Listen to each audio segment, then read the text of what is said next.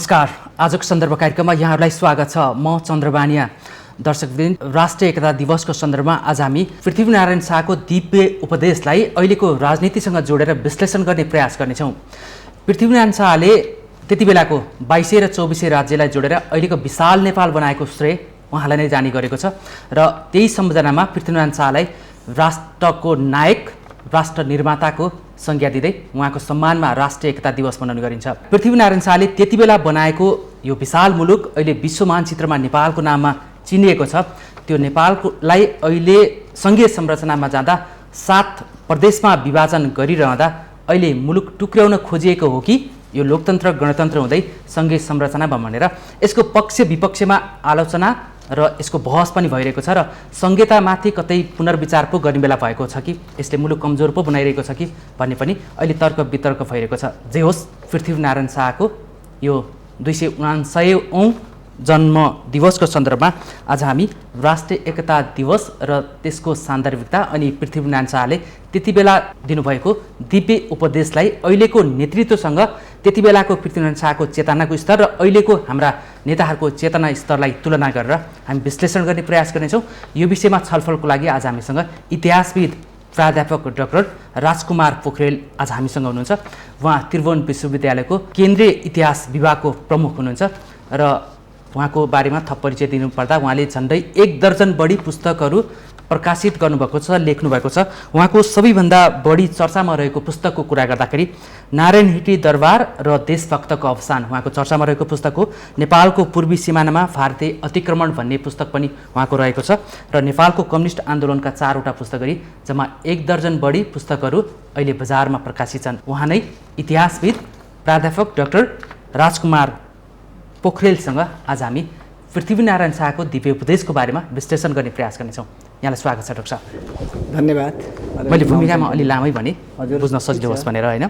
यो 279औं पृथ्वी जयन्ती तथा राष्ट्रिय एकता दिवस अहिले मुलुकमा मनाइरहेको अवस्था छ, जबकि यो 46 साल अगाडि अलि बढी मनाइन्थ्यो। जब 46 सालको परिवर्तन आयो, लोकतन्त्र प्रजातन्त्र आयो होइन, त्यसपछि क्रमशः यो कम हुँदैछ र अहिले हामी मुलुक सङ्घीय संरचनामा गइसकेपछि यसको सान्दर्भिकता केही कम भएको हो कि भन्ने जस्तो देखिन्छ। सान्दर्भिकतालाई कसरी जोड्नुहुन्छ अहिले? कति छ सान्दर्भिकता?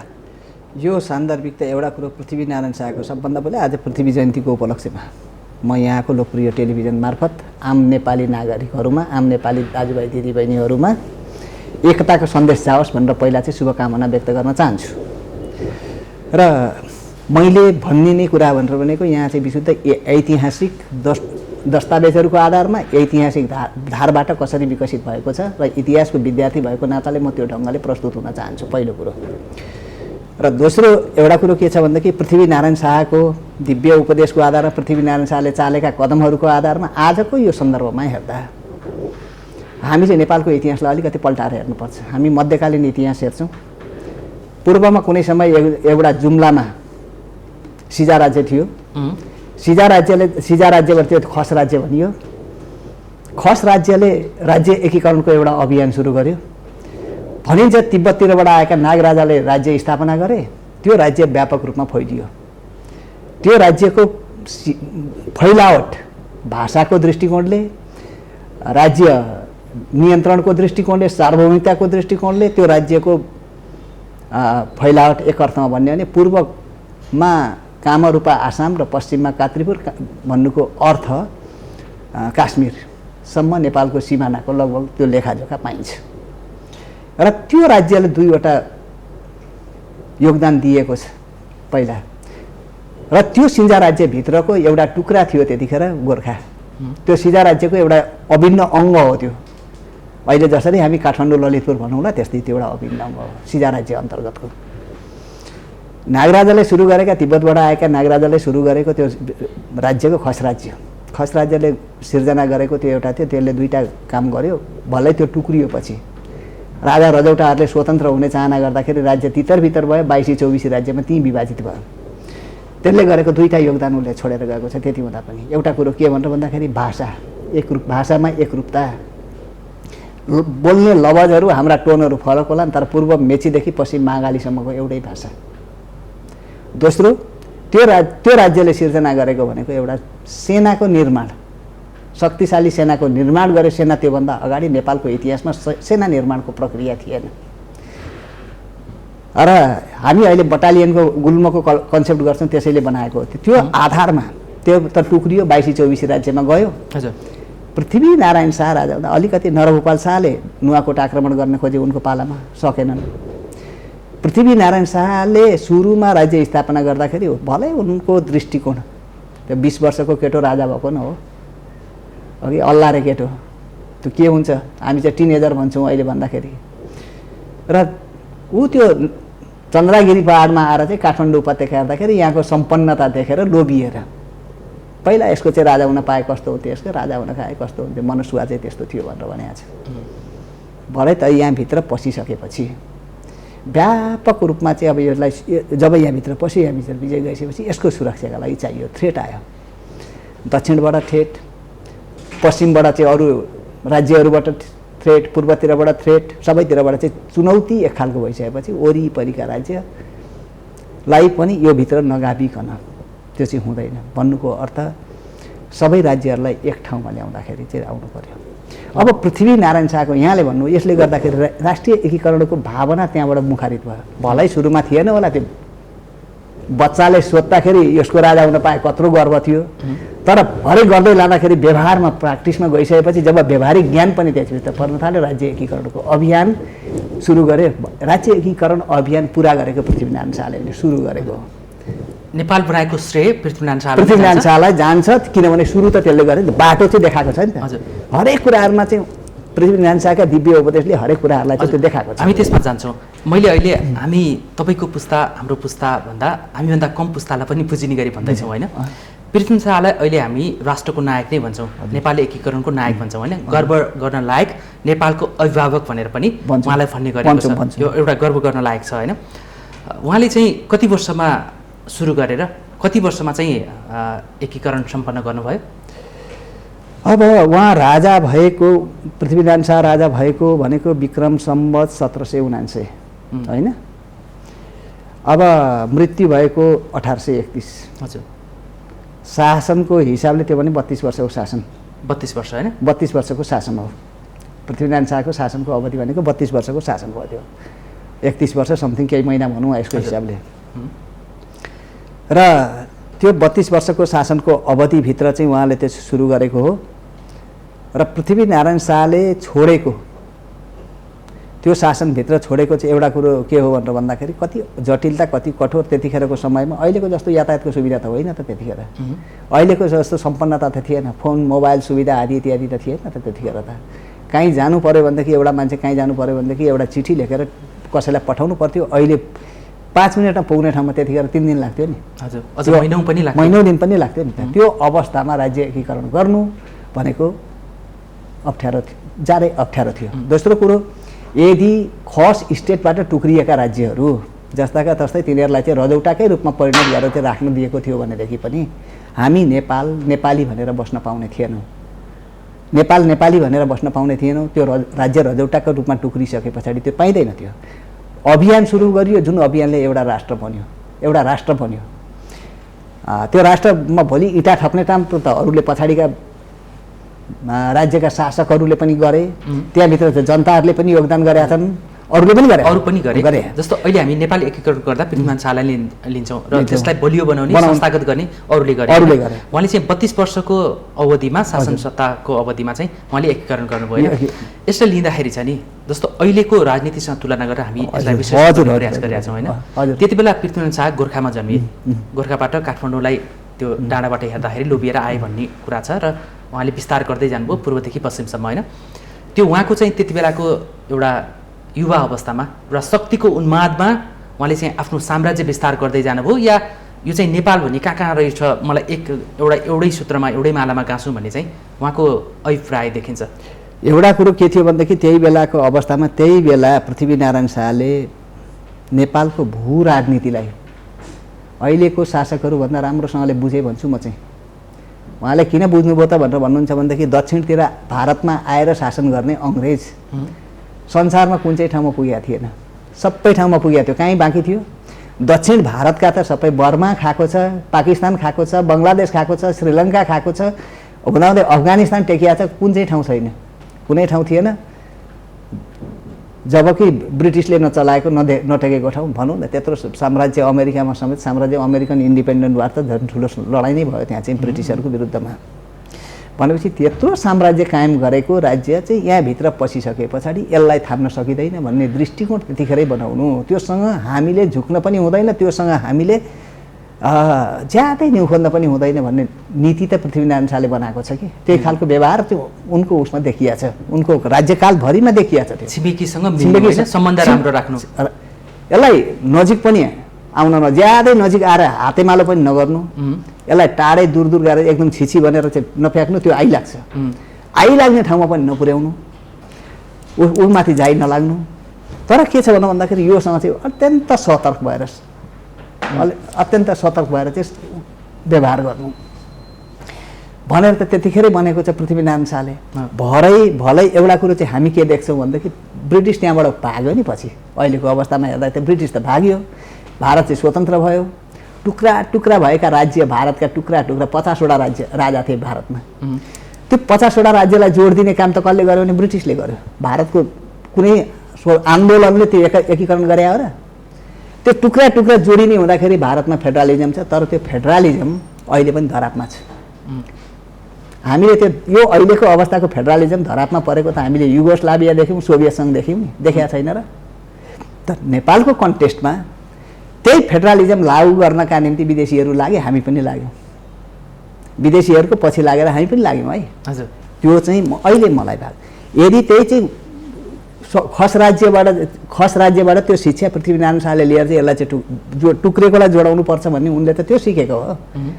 उनलाई सजिलो पनि के भनेदेखि उसले दुईवटा कुरा शिक्षा दिइसकेको छ। एउटा सेनाको शिक्षा दिएको छ, सेना दिवस अहिले मनाउँछौँ हामी पृथ्वीनारायण शाहको उसमा, होइन? सेना दिवस हामीलाई चाहिँ पृथ्वीनारायण शाहलाई सम्झेरै गर्छौँ, देखाएको छ। अर्को कुरो भाषाको कुरो एकरूपता उसले फैलाइदियो, जहाँ गए पनि नेपाली भाषा चाहियो। अप्ठ्यारो पर्या पृथ्वीनारायण शाहलाई कहाँ हो भाषा भन्दाखेरि पूर्वमा जाँदाखेरि माझ किराँत राई भाषा चल्यो, किराँती भाषा चल्यो। अब त्यहाँ चाहिँ केही खसहरूलाई साथमा लिएर चाहिँ त्यहाँ माथि जानुपर्ने भयो। दो भाषा त्यो ढङ्गले चाहिँ व्यवहार गर्नुपर्ने भएको हुनाले गर्दाखेरि, तर त्यहाँ पनि त्यो भाषा त भएका मान्छे भएपछि दोहोरो भाषा चल्छ त्यहाँ। अनि त्यो अवस्थामा केही खस मान्छेहरू चाहिँ पृथ्वीनारायण शाहले लिएको थियो। पृथ्वीनारायण शाहले यो कुरो छोडिदिएको थियो, यसरी गएको थियो भने राज्य अहिले एकीकरण हुन्थ्यो, हुँदैन थियो, अथवा त्योभन्दा पछाडिका शासकहरूले पनि गरेनन्। अब योभन्दा पछि भाषामा एउटै भयो, नेपाली भाषा मात्रै भनेर अहिले हामी नारा लाउँछौँ नि। यो नेपाली भाषा एउटै कसले गर्यो भनेर भन्दाखेरि पछिल्लो चरणमा आएर एउटै भाषालाई दिएको भनेको राजा महेन्द्रले हो। राजा महेन्द्रले किन दिएको, कहाँबाट सिकेको राजा महेन्द्रले? त्यही पृथ्वीनारायण शाहबाट सिकेको, त्यही खस राज्यबाट सिकेको थियो। राजा महेन्द्रलाई यो कसले सिकाइदियो भनेर भन्दाखेरि हामीले बाबुराम आचार्यलाई इतिहास शिरोमणि कसले भनेर दियौँ? राष्ट्रकवि माधव घिमिरेलाई राष्ट्रकविको उपाधि ज्ञानेन्द्रको पालामा दिएको हो। हामी यसमा स्वीकार गर्छौँ, हामीले प्रत्यक्ष देखेका छौँ। इतिहास शिरोमणि भनेर बाबुराम आचार्यलाई कसले भन्यो भने राजा महेन्द्रले। किन? सबै दरबारभित्रका सारा डकुमेन्ट, पुराना डकुमेन्टहरू चाहिँ इतिहासहरूको उसलाई सबै राखेर त्यो दरबारभित्र बसेर इतिहास लेखेर राजालाई देखाइदिएछ। के गर्ने त? यो एकताको सूत्रमा के गर्ने? संस्कृतिको आधारमा, सभ्यताको आधारमा, भाषाको आधारमा एउटा बाँधौँ है। उनले देखाइदिएको आधारमा महेन्द्र टेकेर हिँड्या हो, राजा महेन्द्र टेकेर हिँड्या हो। त्यो पढाइदिने त अरूको भयो कि, राजा महेन्द्रले पनि औपचारिक शिक्षा त लिएको होइन नि त। हामी त्यसलाई बुझेका छैनौँ, गाली गर्छौँ अहिले। पृथ्वीनारायण शाहले पनि औपचारिक शिक्षा त लिएको होइन? हजुर, हो कि? त्यत्रो तर कुन चाहिँ ठाउँ पृथ्वीनारायण शाहको दिव्य उपदेशलाई हेर्दाखेरि के चाहिँ बुझिया रहेनछ भनेर भनौँ हामी। अहिले परराष्ट्र आजका दिनसम्म नेपालले अपनाएको परराष्ट्र नीति पृथ्वीनारायण शाहको दिव्य उपदेशको आधारमा छ। न्यु खोजेर सकिन्छ, भारतमा हामी अकुपाई गर्न सक्छौँ, चिनलाई अकुपाई गर्न सक्छौँ। पृथ्वीनारायण शाहले त्यसै बेला भनेको छ, दक्षिणतिरको शासक महाचतुर छ, त्योसँग होसियार हुनु, यसको विश्वास नगर्नु, सीमा कटेर आउन नदिनु। त्यो सीमा कटेर आउन नदिनु आयो भने नेपाललाई कङ्गाल बनाउँछ भनेको चाहिँ त्यो चाहिँ व्यापारिक नीति, हाम्रो अर्थनीतिमा हो त्यो। हजुर, उनको अर्थनीतिमा हामी त्यो पाउँछौँ। राजनीतिक नीतिमा जियो पोलिटिक्सको अवस्थामा हेर्ने हो भनेदेखि त्यो चाहिँ चतुर छ। कुनै पनि बेला यसले जालझेल मात्रै गर्छ, यसले तिगडम गर्छ। भरै स्वतन्त्र भारत भयो, स्वतन्त्र भारतका शासकहरूले पनि सिके मानसिकता ब्रिटिसबाटै सिके। अहिले त त्यही छ नि होइन, उसको प्रवेश सहज छ, त्यसकारण नेपाल अस्तव्यस्त छ। अब उनले के भने पृथ्वीनारायण शाहले उत्तरतिरको बादशाहसँग घा राख्नु, चीनको बादशाहसँग घा राख्नु, उसलाई अदबमा राख्नु, उसलाई मानमनितो दिनु, तर उसको मामलामा दखल नगर्नु। घा राख्नु भनेको मानमनितो राखिदिनु हो कि ऊ आइलाग्दैन, जबसम्म आइलाग्दैन तबसम्म चाहिँ किन भन्दा केही नगर्नु, उसको ठ्याक्कै आइलाग्दैन है, त्यतिखेर अहिले पनि त्यस्तै देखिन्छ। त्यही देखिन्छ। ऊ आइलाग्दैन, घा राख्नु, उसलाई चाहिँ अदबमा राख्नु। अब तर जाई कटक नगर्नु, झिकी कटक गर्नु, आफू जाइ नलाग्नु। आइलाग्यो भनेदेखि त पछि हट्ने कुरो होइन, आइलाग्यो भन्दै चाहिँ त्यसलाई डिफेन्स गर्नु, तर उसँग जाइ नलाग्नु। जाइ लाग्यो भने चाहिँ त्यो चाहिँ गम्भीर हुन्छ। इभन अहिले आएर हिजो अस्ति मात्रै पनि आएर सी जिनपिङले नेपालमा आएर के भनेको छ, एउटा शब्द, यदि हामीमाथि कोही आइलाग्छ भने हामी हात खुट्टा टोरेर हड्डी सड्डी चाहिँ सबै धुलो पिठो बनाइदिन्छौँ त भनेको छ होइन, अहिलेसम्म भनेको छ। भनेपछि त्यो कुरो अहिले सी जिनपिङले बोलेको कुरो त उहिले पृथ्वीनारायण शाहले बोले होइन यो। भनेपछि अहिले 250 वर्ष पछाडि हामीले फर्केर हेर्दाखेरि त्यही कुरो छ अहिले। खोइ हाम्रो आन्तरिक मामलामा त्यत्रो ठुलो हस्तक्षेप पनि देखिँदैन, त्यो त देखिया छ। जबसम्म उसको इन्ट्रेस्टमा धक्का लाग्दैन, हामी यहाँबाट चाहिँ बाटो खोलेर चाहिँ उसलाई अर्को शक्तिलाई चाहिँ यहाँबाट बाटो जानका निम्ति, तिब्बत जान, चीन जानका निम्ति जबसम्म छुट दिँदैनौँ तबसम्म त उसले हामीलाई आघात हुँदैन, आघात गरेका छैन, बरु सहयोग गरेका छ।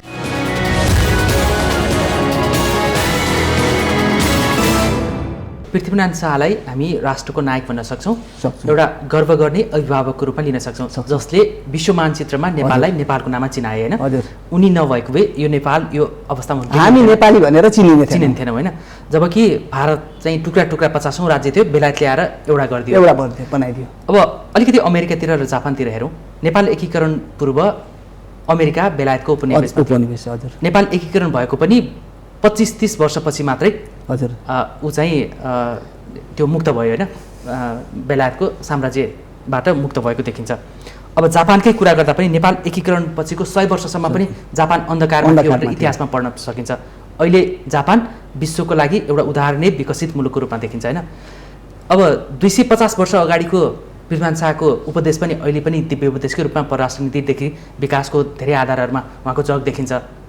अब 100 वर्ष पछाडि अन्धकार रहेको जापान त्यति विकसित देखिन्छ, अमेरिका उपनिवेशबाट मुक्त भएर विश्व शक्तिशाली महाराष्ट्र बनेको छ होइन। त्यति चेतनशील नागरिकबाट बनेको नेपालका अहिलेको नागरिकहरू किन अझै पछौटीपन छन्, तेस्रो मुलुकका तेस्रो दर्जाको रूपमा नागरिकहरू छन्, किन यस्तो अवस्था आयो? यो एउटा कुरो कस्तो देखिन्छ भनेर भन्नुहुन्छ भनेदेखि अमेरिकामा अमेरिकन वार अफ इन्डिपेन्डेन्स पछाडि चाहिँ एक खालको चेतना, विकासको चेतना, त्यतिखेर पनि विकासको चेतना आइसकेको हो। हाम्रो नेपालमा पनि यो खालको चेतना नआएको होइन। तर अब पृथ्वीनारायण शाहले त्यसै बेला भनेको थियो, त्यसलाई कति प्रयोगमा पछिल्लो दिनका शासकहरू सबै शासकहरू योग्य हुन् भनेर हामी भन्दैनौँ होइन। शाहवंशीय राजाहरू पृथ्वीनारायण शाहले एक खालको योगदान गरे, तब सबै शाहवंशीय राजाहरूले त्यो योगदान गरेनन्। पृथ्वीनारायण शाहका उत्तराधिकारी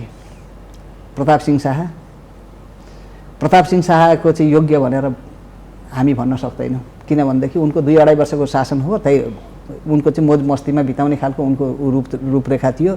गरौँ केही भन्ने भावना बहादुर शाहमा थियो। बहादुर शाह प्रताप सिंह शाह बाँच्दाखेरि पनि बहादुर शाह बेतियामा शरण लिनु पर्यो। राजेन्द्र लक्ष्मीको शासन 9 वर्ष चल्यो, त्यो 9 वर्षको शासनकालमा पनि बहादुर शाह चाहिँ बेतियामा गएर शरण लिनु पर्यो, दुईजना उसको बिचमा बसेन। त्यो बेला पृथ्वीनारायण शाहले एउटा कुरो भनेको मलाई याद आउँछ, यो उपत्यका यो चाहिँ ख्यालमा चाहिँ मात्रै ठुलो रहेछ, हामी अहिले 75, 76, 90 जिल्लासम्मका मान्छे उपत्यकाभित्र आँटेका छौँ, ख्यालमा मात्रै ठुलो रहेछ। यो चाहिँ भित्र त यो त साह्रै चिसो ढुङ्गो रहेछ। चिसो ढुङ्गो रहेछ भन्नुको अर्थ षड्यन्त्रको जालो ढुङ्गो बनिएको छ। त्यही भएर पृथ्वीनारायण शाह काठमाडौँ उपत्यका चाहिँ पछि पूर्वतिर अरू विजय अभियानमा पठाइसकेपछि पृथ्वीनारायण शाह त नुवाकोट दरबारमा बनाएर चाहिँ नुवाकोट बस्या हो। राजधानी त सायद पृथ्वीनारायण शाह अरू बाँचेको भए राजधानी सायद नुवाकोट जान्थ्यो होला, मलाई त्यो लाग्छ। त यो चाहिँ यति भित्रको षड्यन्त्रको जालो, यहाँको राजनीति षड्यन्त्रकारी। प्रताप सिंह शाह योग्य छैनन्, रणबहादुर शाह योग्य छैनन्, गिरवाण युद्ध विक्रम शाह योग्य छैनन्। त्यसदेखि पछाडि आउने चाहिँ अब अलिकति त्रैलोकी अलिक चलाक थिए, उनले चाहिँ जीवन बित्न पाएनन्। यसमा मैले अलिकति जस्तो त्यो कालखण्डका शाहवंशका राजाहरू जो शासकहरू त्यसपछि राणा हुँदै थिएनन्। अब त्यो हरेकमा गयो अलि लामो समय हुन्छ। हामी जाँदाखेरि शाहकाल गयो, होइन, त्यसपछि राणाकाल आयो, म भन्दै त्यसपछि फेरि लोकतन्त्र आयो, म भन्दैछु अब है प्रजातन्त्र लोकतन्त्र गणतन्त्र यसका धेरै वर्ष त जम्प भइसक्यो नि।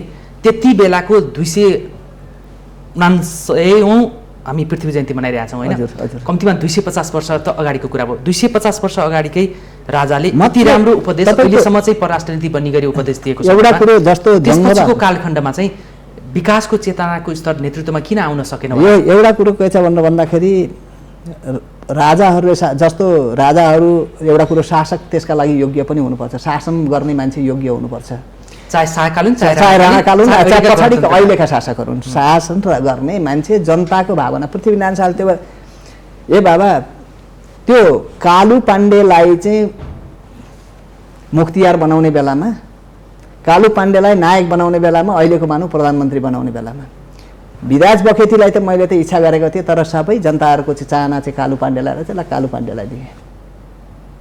जनताको चाहना बुझेर काम गर्ने मूल कुरो है।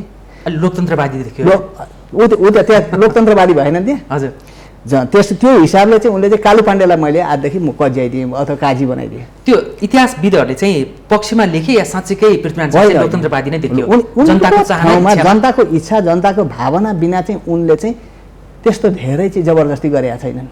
त्यस्तो धेरै जबरजस्ती कहीँ गरेको छैन। अहिलेका यो गणतन्त्रवादी नेताहरू जसलाई आफूले प्रजातन्त्रका पहरेदार ठान्छन् नि, चाहे बाबुराम भट्टराई भनौँ या प्रचण्ड लगायत काङ्ग्रेसका पनि केही अरू कम्युनिस्टका नेताहरू पृथ्वीनारायण शाहलाई लोकतन्त्रवादी भन्न चाहँदैन नि, शाहवंशी हो, यिनीहरू निरङ्कुशै हो भन्ने जस्तो। होइन, शाहवंशी एउटा कुरो नि, शाहवंशीय निरङ्कुश शाहवंशीय राजा मैले पनि भने सबै योग्य होइन, सबै दूरद्रष्टा पनि होइनन्, सबैको एउटै खालको नियत पनि होइन।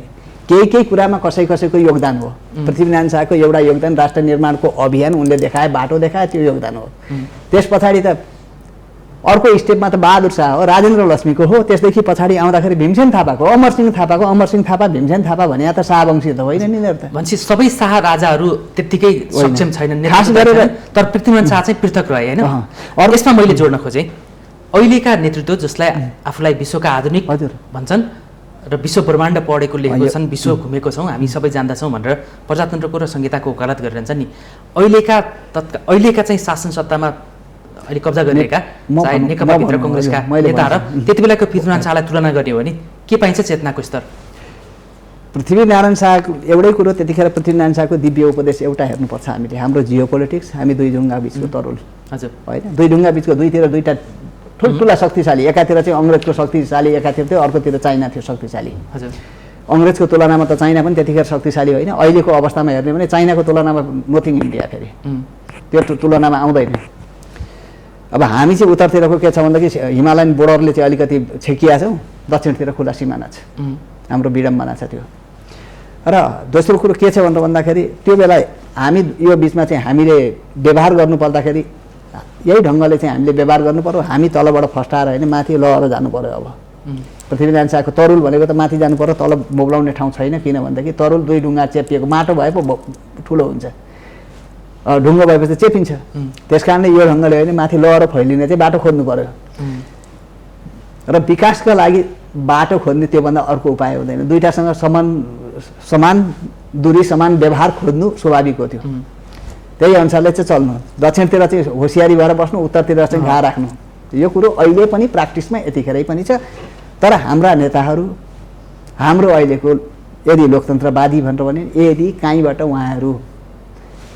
पनि उहाँहरूको इन्क्लिनेसन कतैतिर छैन भने, झुकाव कहीँ छैन भने, अथवा कहीँबाट चाहिँ स्वार्थ लाभ गरिरहनु भएको छैन भने यो ढङ्गले हेर्नु होला। नभएदेखि त अहिलेको नेताहरू त सबै ठाउँमा काहीँ न काहीँ विदेशी चाहिँ कुनै ठाउँमा चाहिँ जोडिएको, कोही एनजिओको नामबाट जोडिया होला, कोही केबाट नामबाट जोडिएको। हामीसँगको देशभक्तिपन खोइ, हामीसँगको देशभक्तिपन कहाँनिर चाहिँ कुन चाहिँ नेतासँग देखियो त? एक ठाउँमा जाने हुँदाखेरि त त्यो देशभक्तिपनको चाहिँ हामीसँग हुनु पऱ्यो नि त, रियल्ली पिक्चरमा। विदेशी चाहिँ नेपालमा नआइदियो हुन्थ्यो भन्ने चाहिँ चाहनुहुन्थ्यो होइन पृथ्वीनारायण शाह? विदेशी भावना, विदेशी दृष्टिकोण, विदेशीहरूको प्रभाव यहाँ नपर्दियो हुन्थ्यो। हजुर, त्यति बेला उपत्यका विजयपछि पनि उहाँले भन्नुभएको छ एउटै मात्रै म भन्छु, जस्तो काठमाडौँ उपत्यका विजय गर्नका लागि उदाहरण म एउटा दिन्छु। काठमाडौँ उपत्यका विजय गर्नका लागि हतियार चाहियो। पुराना हतियारसँग चाहिँ नहुने भयो। जयन्त राणाले चाहिँ पुराना हतियारको सबै भेद राजाजिया चाहिँ उसलाई जयप्रकाश मल्ललाई दिइसकेको छ। नयाँ हतियार चाहियो, बनारस जानुभयो उहाँ। बनारस गएर चाहिँ हतियार नयाँ खरिद गरेर ल्याउनु भएन नि त उहाँले त। त्यहाँबाट चाहिँ मुसलमान कालीगढहरूलाई यहाँ लिएर आउनुभयो, बनारसबाट लिएर आएको, त्यहाँको राजासँगबाट चाहिँ हतियार त यहाँ बनाइयो नि, टेक्नोलोजी त यहाँ विकास भयो नि त। त्यसले के गर्यो भने टेक्नोलोजी यहाँ विकास भयो। अहिले हामी विदेशी लगानी कुरो गर्छौँ नि, बाहिरबाट विदेशी सामान। अहिले त हामी कोही समय अगाडिसम्म त्यो धान चामल निर्यात कम्पनी खडा गरेर चाहिँ यहाँ 15वटा अञ्चलबाट चाहिँ 14 अञ्चलबाट चाहिँ हामी पठाउँथ्यौँ, बाहिर पठाउँथ्यौँ। अहिले हाम्रो काठमाडौँ बजारभरि छ्यापछ्याप्ती इन्डियन चामल छ। है हामी हाम्रो उसमा सोचेको त्यो त त्यतिखेर देखिया छ। यसमा मैले अलिकति जोड्न खोजेँ, हामीले नयाँ पुस्तालाई पनि यो पितृमान शाहको राष्ट्रिय एकता दिवस र उहाँको योगदानलाई हामी अवगत गर्न गइरहेका छौँ। उहाँको उपदेशलाई हेर्दाखेरि सरसर्ती हेर्दाखेरि केही मैले पोइन्ट गरेको छु, यहाँलाई अझ बढी थाहा छ। मेरा साना दुःखले अर्ज्याएको मुलुक होइन, सबै जातको फुलबारी हो, सबैलाई चेतना भए। एउटा घुस दिने र लिने दुवै शत्रु हुन्। 279 वर्ष अगाडि जन्मेका पृथ्वीनारायण शाहले त्यति बेलै घुस लिने र दिने शत्रु हुन् भनेका छन्। अहिलेको यो गणतन्त्रमा घुसको आगो कति फैलिएको छ तल्लो सरकारसम्म होइन, स्थानीय सरकारसम्म। दुई देश दुई ढुङ्गा बिचको तरुल भनेर यहाँले भनिहाल्नुभयो, छिमेकीसँगको सम्बन्ध राम्रो राख्नु उहाँले त्यति बेला भनेको होइन। अब यसले चाहिँ पृथ्वीनारायण शाह कति दूरदर्शी थिए भन्ने कुरा एउटा देखिन्छ। अर्को चाहिँ खेती हुने ठाउँमा घर नबनाउनु, आत्मनिर्भरतालाई बढी जोड दिनु, अनि हिन्दुस्तानका महाजन र व्यापारीलाई सिमानादेखि माथि आउन नदिनु, यसले देश कङ्गाल पार्छ भन्नु। अनि उपत्यका विजयपछि यहाँ चाहिँ इसाई धर्मावलम्बीहरू रहेछन्, त्यसकारण यिनीहरूलाई धपाउनुपर्छ भनेर उहाँले त्यो लखेटेको पनि देखिन्छ होइन। यति दूरदर्शी नेतृत्वले बनाएको यो विशाल नेपालका अहिले हामी नागरिक र हाम्रा नेताहरू पृथ्वीनारायण शाहले एउटा कुरो भनौँ, विदेशीहरूलाई किन आमन्त्रण गरेका छन् लगानीको नाममा भनेको? लगानीको नाममा पृथ्वीनारायण शाहले चाहिँ लगानीको नाममा आमन्त्रण गरेका थिएन। अहिलेको नेताहरूले चाहिँ म भन्दैछु किन भन्दाखेरि त्यहाँको चाहिँ बरु सिप चाहिँ यहाँ ल्याएर चाहिँ सिकाउने, बरु त्यहाँबाट चाहिँ कालीगढ झिकाएर यहाँ कपडा बुन्ने, तर विदेशबाट झिकाएका कपडा नलगाउनु भने स्थानीय साधन र स्रोत नै उपयोग गर्नु भन्ने थियो होइन। स्थानीय साधन र स्रोत नै उपयोग गर्नु। हाम्रा पुराना तामा खानीहरू थिए, हाम्रा पुराना फलम खानीहरू थिए, त्यो पर्वतमा गएर हेऱ्यौँ भने पुराना फलम खानीहरू हामी थुप्रै भेट्छौँ। अहिले पनि खन्दाखेरि काहीँ खोतल्दाखेरि त्यो भेटिएला, तर त्यो हाम्रा सबै बाहिरबाट आयातित हुन थालिसकेपछि सबै हाम्रा नष्ट भए हो कि। हामीले चाहिँ हाम्रो सिप कारिगरी पन्नालाई चाहिँ हामीले त्यसलाई विकास गर्न सकेनौँ। किन सकेनौँ भनेर भन्दाखेरि त्यसलाई चाहिँ ग्यारेन्टी गर्न हामीले सकेनौँ, कहिले पनि सकेनौँ। त्यो ढङ्गले हामीले सोचेनौँ। खास नसोच्नुको कारण के हो भनेर भन्दाखेरि हाम्रो शासक, खास गरेर राणा शासनमा ब्रिटिस परस्त भावना भयो, एक्सेप्ट जङ्गबहादुर बाहेक। जङ्गबहादुरको चाहिँ त्यो अलिक त्यो सबै कुरामा त्यो देखिँदैन। जङ्गबहादुर र रणदीप सिंहको शासनकालसम्म चाहिँ अलिकति देशभक्तिको भावना त्यो काहीँ न काहीँ जोडिया छ। त्यसदेखि पछाडि वीर शमशेर त तोमशरणम गरे। अब त्यसपछि रहेका राणा शासनहरू चाहिँ अन्तिमसम्म मोहन शमशेर पनि अन्तिममा गएर 1950को सन्धि गर्दाखेरिसम्म त मोहन शमशेरै थिए। त्यो एक खालको प्रवृत्तिको चाहिँ विकास इन्डियामा भयो। पछि त्यसदेखि पछाडिको शासकहरू जो आए, 7 सालदेखि पछाडिका शासकहरू, यहाँ त अस्थिरता कायम भयो, अस्थिरताको रूपमा आयो। त्यो पछाडिको शासकहरूले पनि नेपालको भू राजनीति के हो र विदेशीहरू के सोचिराखेका छन्, के गरिराखेका छन् नेपाललाई भन्ने कुरो बुझ्न सकेनन्। तोमशरणम चाहिँ हामीलाई केही पर्यो, यहाँ चाहिँ उत्पात गर्नु पर्यो, हामी विद्रोह गर्नु पर्यो, इन्डिया गएर शरण लिने।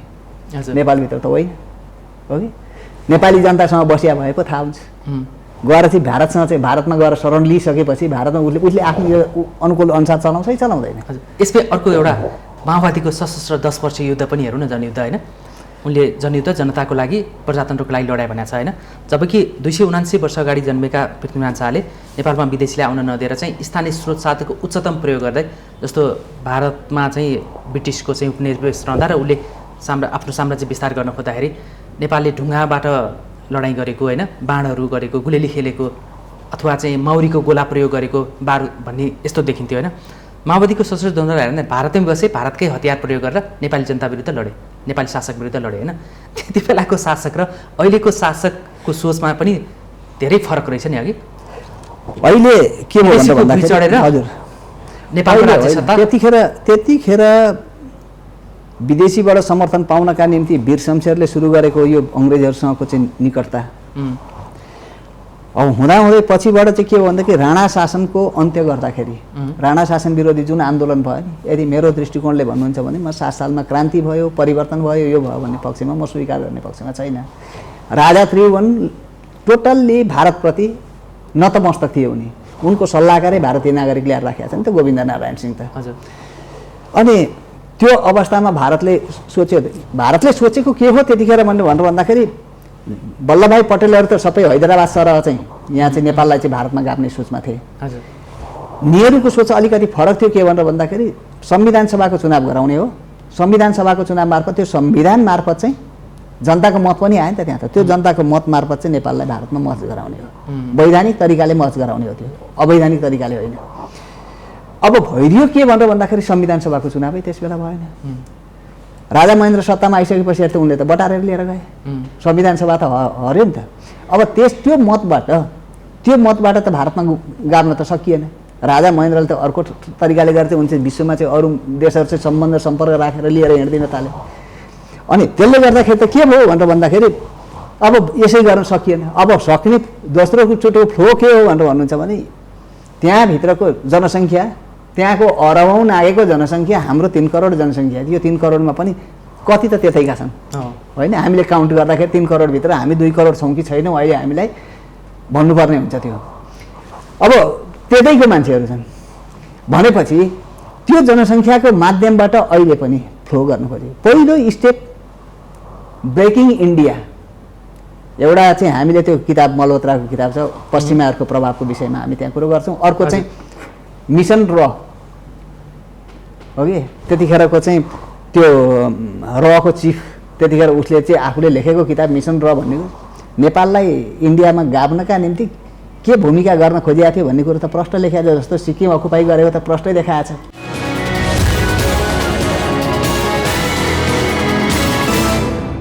पृथ्वीनारायण शाह पारसी अहिलेको शासन सत्तासँग जोडिरहेका छौँ, बिचको हामी नगरौँ, टाइम पुग्दैन होइन। एउटा अलिकति मैले जान्न खोजेँ, अहिलेका आफूलाई क्रान्तिकारी भन्ने नेताहरू जसले जनयुद्ध पनि लडे र प्रधानमन्त्री पनि भइसके, उनले अहिले चाहिँ पृथ्वीनारायण शाहलाई राष्ट्रनायक, नेपालको एउटा गर्व गर्न लायक अभिभावक भन्दाखेरि उहाँहरूले कहीँ आपत्ति जनाएको देखिन्छ। अहिले पनि मिडियाहरूमा बोलिरहेको आपत्ति जनाएको देखिन्छ र ६२-६३ आन्दोलन ताका पनि पृथ्वीनारायण शाहका शालिकहरू ढालेको देखिन्थ्यो। अहिलेको नेतृत्वले ती सही गरे या गलत गरे? एउटा कुरो चाहिँ के हो भनेर भन्दाखेरि जनयुद्ध लडेका जनसेनाहरू, म यति भनौँ है, म छुटकरीमा भन्छु। हजुर प्लिज।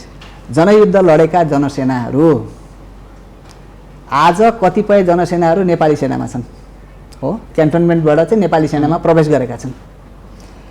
तिनीहरूले हिजो जनयुद्ध लड्दाखेरि नेपालको इतिहास के पढाइयो र आज नेपाली सेनामा आइसके पछाडि तिनीहरूलाई नेपालको इतिहास के पढाइयो, त्यहाँभित्र पस्दाखेरि पढाउने कुनै क्लास लिने त हामी पनि हौँ कि। तिमीहरू यस बिचमा कति फरक पायो भन्दाखेरि उनीहरूलाई सोद्धाखेरि हुन्छ कि हामीले आकाश पतालको चाहिँ डिफरेन्स पायौँ, हामीले कोर्सै फरक पायौँ यहाँभित्र। गलत प्रशिक्षण दिएर गलत एउटा कुरो, त्यो गलत प्रशिक्षण नदिएको भए गलत ढङ्गले नेताहरूको दिमागमा गलत कुराहरू चाहिँ नभुटिएको, इतिहाससँग जोडिएर इतिहासको भावधारा अनुसार चाहिँ नेपालको राष्ट्रिय एकतालाई चाहिँ कसरी मजबुत बनाउने भन्ने सोच नेताहरूमा आइदिएको भएदेखि कुनै तत्त्वले उनीहरूको दिमाग भुटिदियो, नेताहरूको दिमाग भुटिदियो। सबै नेताहरू अब केही न केही फ्याक्टर्सले काम गर्यो, क्रान्तिमा विश्वास गर्ने नेताहरूकै दिमाग भुटियो थियो। त्यही कारणले गर्दाखेरि म त के भन्छु भने त्यही कारणले गर्दाखेरि सङ्घीयताको जुन किसिमको कन्सेप्ट आयो नि, यो जातीय विद्वेषको कुराहरू, जातीय सङ्घीयताको कुरो आयो, यो हाम्रो नेपाली दिमागको नेपाली राष्ट्रियतासँग मेल खाने तत्त्व नै होइन। यो भनेपछि सङ्घीयता अहिले जुन मुलुकमा लागू भएको छ त्यो पृथ्वीनारायण शाहको सोच र दिव्य उपदेश भन्दा पछि केही कुराहरू लाग्यो, त्यो त फरक छ। त्यो फरक उनले 22 र 24 टुक्रा भएका राज्यलाई एकीकृत गरे, फरक छ। अझ पछि अहिले गणतन्त्र आइसकेपछि सोचेको त के थियो, जातिगत राज्य बनाउनु भनेर समेत आएको थियो नि त, आएन एक ढङ्गले त आयो, त्यसको लागि त ठुलै सङ्घर्ष भयो। संविधान सभाको पहिलो संविधान सभाले संविधान बनाउन सकेन, दोस्रो संविधान सभाको बेलामा पनि तराई टुक्र्याउनका लागि चाहिँ तराईको उसको चाहिँ छुट्टै योजना बनाए, बल्ल बल्ल त्यो 2 नम्बर प्रदेश त्यही पनि झुकियो। कतिपय त्यहाँभित्र त्यसको लागि पोजिटिभ खेल्ने कोही लिडरसिप पनि होला, त्यसलाई चाहिँ धन्यवादै दिनुपर्छ। त्यो ढङ्गले जस्तो तरिकाले गएन, जस्तो सुदूरपश्चिम मानेन नि, त्यहाँ जुरुक्क उठिदियो, अखण्ड सुदूरपश्चिम भनेर चाहिँ जुरुक्क उठ्यो। कर्णालीले त्यस्तै गर्यो, कर्णाली त उता त्यो जोडिएको थिएन अझ। अनि यो ढङ्गले किन भन्दाखेरि मान्छेको चेतनाको स्तर पनि अहिले चाहिँ अर्कै ढङ्गले विकसित भएको छ। त्यति बेलाको नेतामा भन्दा अहिलेको नेतामा चाहिँ चेतनाको स्तर अलि बढी छ, त्यो बढी भएको छ, त्यो विकसित भएको छ। तर हामीसँग के छ भने राष्ट्रिय एकताको लागि भन्दा पनि स्वार्थको लागि चाहिँ भयो कि नेताहरूमा स्वार्थको लागि त जनतामा त्यो छैन। अहिले पनि अहिलेको युथहरूसँग चाहिँ म आशावादी छु। अहिलेको युवकहरू जो 18 वर्षदेखि 25 वर्षभित्रको छ नि, धेरै पार्टी पोलिटिक्सबाट चाहिँ आउट छ। उनीहरू इतिहास बुझ्न खोजिरहेका छन्, उनीहरू इतिहास बुझ्न खोजिरहेका छन्। अब अहिले इतिहास भत्काउन खोजिरहेका छन्। अहिले नेताहरू जनतासँग छैनन् भन्छु म। जनतासँग चाहिँ यो एकाकार छैनन्, उनीहरूले जनताको भावना बुझिया छैनन्, जनता के छ भनेर भन्ने कुरो। युथहरूको किनभने एउटा मैले स्याम्पलिङ गरेको थिएँ कोही समय, तपाईँको खास गरेर यो गएको लोकल इलेक्सनको पिरियडमा, लोकल इलेक्सनको पिरियडमा मैले एउटा स्याम्पलिङ गरेँ के रहेछ पपुलारिटी, के रहेछ स्थिति। कुन चाहिँ विषयमा? होइन, नेपालको पोलिटिक्सको विषयमा खास गरेर त्यो युथहरूको आकर्षण केमा छ भनेर। त्यो मलाई कहाँबाट प्रभावित भयो भनेदेखि केही युवाहरूसँग त्यो क्रिकेट खेल्न बाहिर ग्राउन्डमा निस्किएका केटाहरू हुन्छन् नि, त्यसै बाहिर उनीहरू संविधान बनाउने बेलामा कोही समयमा एकदम प्रचण्डको प्रशंसक भए। किन भए? मलाई चाहियो, खोजी चाहियो। अनि त्यसदेखि पछि सरकारमा गयो, पहिलोचोटिमा केपी ओली प्राइम मिनिस्टर हुँदाखेरि केपी ओलीको प्रशंसक यति धेरै भए है। बाबुराम भट्टराईको पालामा पनि धेरै थिए नि। बाबुराम भट्टराईको त इमेज गिर्यो होइन, सुरुमा हुँदाखेरि चाहेको बुद्धिजीवी पढे लेखेको आयो भनेर चाहिँ इमेज गिर्यो। तर पहिलो प्राइम मिनिस्टर काल केपी ओलीले बचाएको हो, त्यो म त्यो मान्छु त्यसलाई है। पहिलो सामना गरेर चाहिँ प्रचण्डलाई किन गरे भन्दा प्रतिपक्ष हुँदाहुँदै पनि संविधान बनाउन प्रमुख भूमिका खेल्यो, राम्रो भूमिका खेल्यो भनेर चाहिँ त्यसको प्रशंसा गर्थे।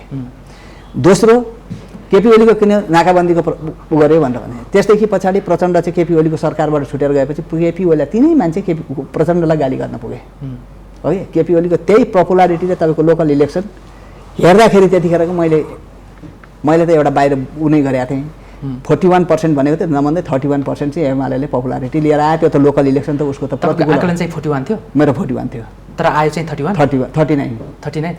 आयो भइहाल्यो त जस्तो। ल अनि 2% को डिफरेन्सेस आयो, किन भनेदेखि त्यो आकलनमा अब त 2-4%, 1-2% तलमाथि हुनु चाहिँ स्वाभाविक हो। खास गरेर 5%सम्मलाई आकलनलाई मैले चाहिँ 20वटा जिल्लाबाट लिएको मात्रै हो, 20वटा जिल्लाको स्याम्पलिङ हो त्यो मेरो।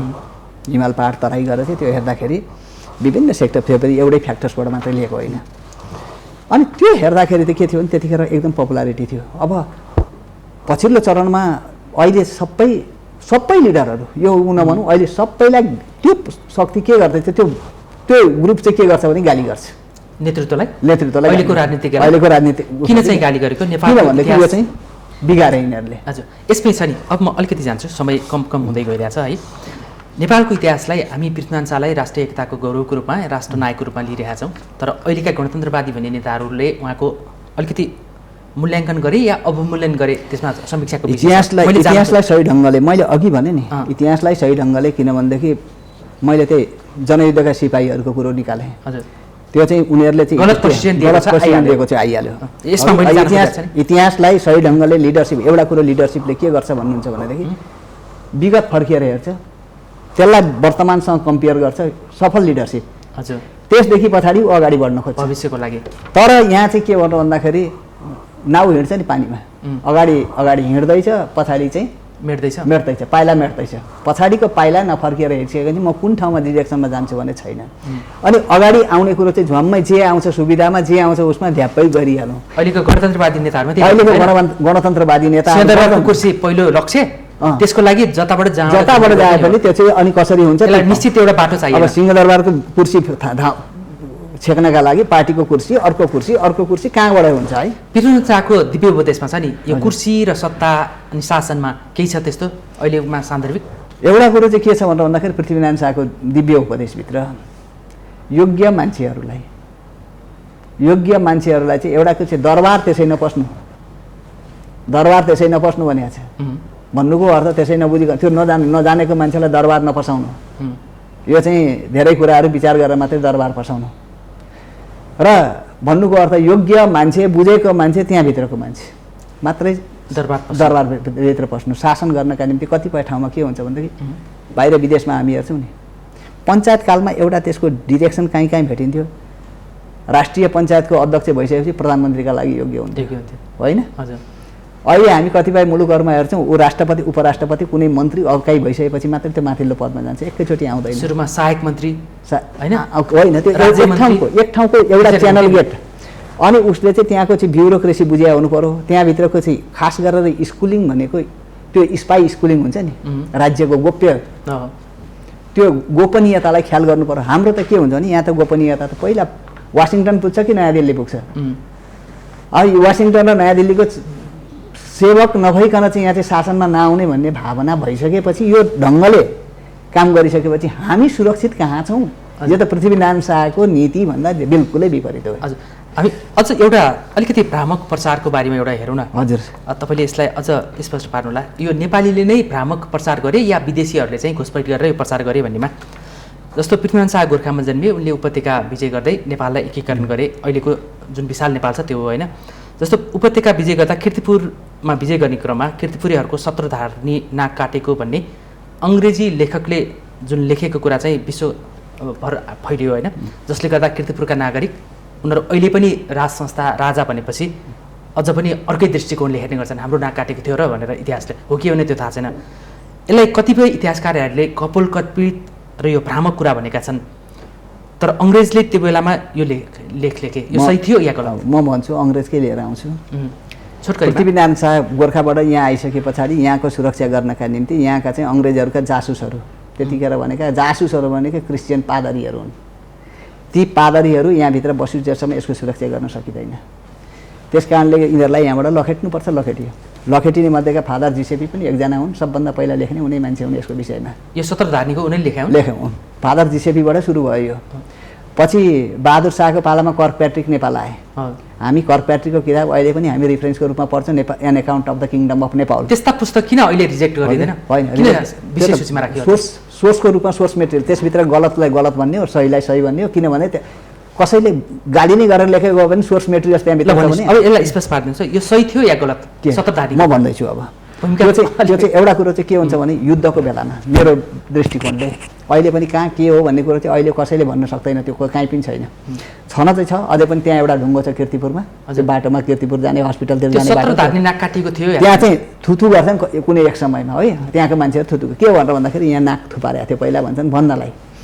युद्धको दौरानमा त्यतिखेर चल्ने हतियार भनेको गोली हो र बन्दुक हो र तरबार हो।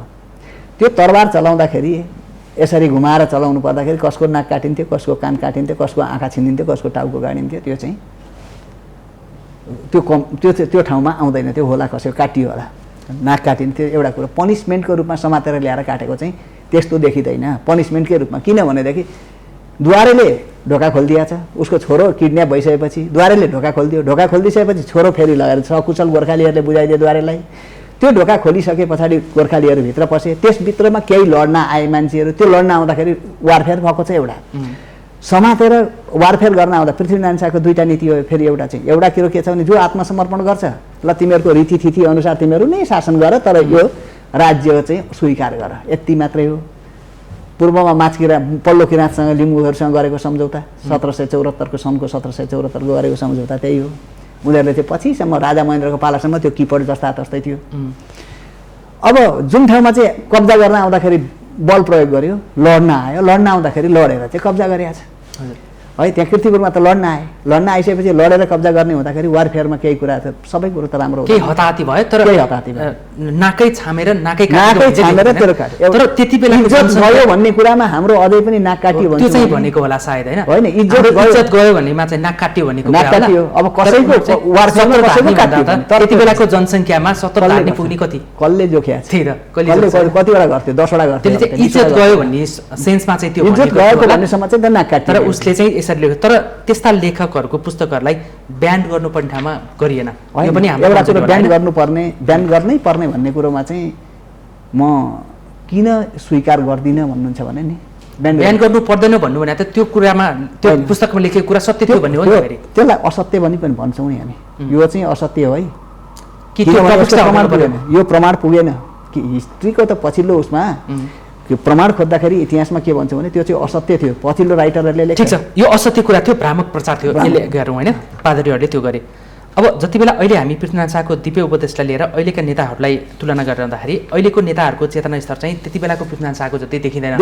त्यो राष्ट्र निर्माण, राष्ट्रको विकासमा त्यो ज्ञान एउटा पृथ्वीनारायण शाहभन्दा त अहिले त उमेरमा त धेरै पाका भए नेताहरू। हजुर, पृथ्वीनारायण शाह बाँचेको त जम्मा 52 वर्ष हो नि। हजुर, शासन गर्न थालेको 20 वर्षको कलिलो केटो होइन। हजुर, त्यो कलिलो केटाले सुरु गरेको र उसले त्यतिखेरको दिमागमा देखेको, उसले देखेको जुन मस्तिष्कमा देखियो त्यो ज्ञान त्यतिखेरै देखेको। अनि अहिलेसम्म पनि त्यो त फिलोसोफी भयो क्या अहिले त दर्शन हो उसको त दर्शन पो होइन त्यो दर्शनलाई पनि हामीले चाहिँ पछ्याउन नसक्ने हामी कति नालायक हौँ यो बेला नालायक भने त मार्क्सको दर्शन लेनिनको दर्शन पढ्छन् होइन पृथ्वीनारायण शाहको दर्शन पढ्नलाई उनीहरूलाई लाज लाग्छ होइन अब त्यो त भएन त्यो ढङ्गले चाहिँ त्यो हामी किन त्यो हाम्रो इतिहास ऊ त्यहाँ चिनले प्रगति गर्यो हाम्रै आँखा अगाडि छ नि ऊ किन कन्फ्युसियस पहिल्याउँछ हजुर पछिल्लो चरणमा कम्युनिस्ट शासन छ नि त त्यहाँ तर सन्यासीलाई किन अहिले पनि पूजा गर्छ कन्फ्युसियसको चाहिँ अहिलेसम्म पनि किन उसले गर्छ कन्फ्युसियस भनेको त्यहाँको सभ्यता हो हामी त्यो हाम्रो सभ्यतालाई समात्यौँ खै हाम्रो सभ्यता यसमा एउटा छ नि रक्षा पछिल्लो अभिव्यक्तिलाई पनि लिएर डाक्टर बाबुराम भट्टराई अलिकति क्रान्तिकारी छविको रूपमा देखिनुहुन्छ जसरी हुन्छ शक्तिमा पुग्ने भन्ने देखिन्छ एक फेर त पुगिसके पनि हो होइन पृथ्वीनारायण शाहको बारेमा उहाँले पटक पटक दिएको अभिव्यक्ति उहाँ पनि गोर्खाकै हुन्छ डाक्टर बाबुराम भट्टराई होइन पृथ्वीनारायण शाह पनि गोर्खाकै हुनुहुन्छ होइन पृथ्वीनारायण शाह चाहिँ खासै उहाँले राष्ट्र निर्माण गर्छु भनेर चाहिँ भने त्यो उद्देश्यले गरे होइन सनको भरमा हिँड्दै जाँदाखेरि यो भएको अवस्था मात्रै हो यो चाहिँ जर्मनको हिटलर जस्तै हो जर्मनको हिटलरले एक फेर शासन सत्ता चाहिँ त्यसै गरी बनाए तर पछि उनले जर्मनलाई ध्वस्त बनाए भनेर उनको अभिव्यक्ति आउँछ सबैका कुराहरूमा इतिहासमा सबैका नकारात्मक सकारात्मक दुईटै पाटा हुन्छन् है नकारात्मक पाटा पनि हुन्छन् सकारात्मक पाटा पनि हुन्छन् म हिटलरको समर्थक होइन हिटलरको उसमा गर्दिनँ पृथ्वीनारायण शाहकोलाई त्यहाँ लगेर तुलना गर्ने हो भने म हिटलरमा यो ढङ्गले म प्रेजेन्ट गर्छु है पहिलो